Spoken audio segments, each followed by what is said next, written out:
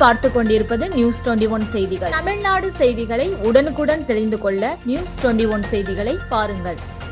சேலம் அடுத்த காடையாம்பட்டி அருகே தனியார் நிலத்தில் ஆழ்துளை கிணறு அமைக்க பொதுமக்கள் எதிர்ப்பு. சேலம் மாவட்டம் காடையாம்பட்டி அருகே நைனாக்காடு பகுதியில் சுமார் 200க்கும் மேற்பட்ட குடும்பங்கள் வசித்து வருகின்றனர். இப்பகுதியில் பொதுமக்களின் குடிநீர் தேவைக்காக நைனாக்காடு பிரிவு ஊராட்சி நிர்வாகத்தின் சார்பில் 2 ஆழ்துளை கிணறு அமைக்கப்பட்டுள்ளன. இதில் ஒன்று பொதுமக்களின் பயன்பாட்டில் உள்ளது, மற்றொன்று தண்ணீர் பற்றாக்குறை காலகட்டத்தில் பயன்படுத்துவதற்காக அமைக்கப்பட்டுள்ளது.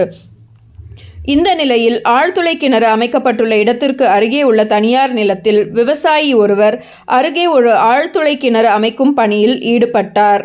அப்போது அப்பகுதி மக்கள் ஏற்கனவே உள்ள ஊராட்சி சார்பில் அமைக்கப்பட்டுள்ள ஆழ்துளை கிணற்றில் பாதிப்பு ஏற்படும் என்று எதிர்ப்பு தெரிவித்து வந்தனர்.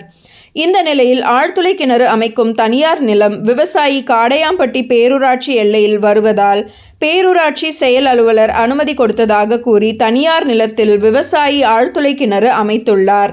நேற்று மின் மோட்டார் பொருத்தும் பணியில் ஈடுபட்டு வந்தனர்.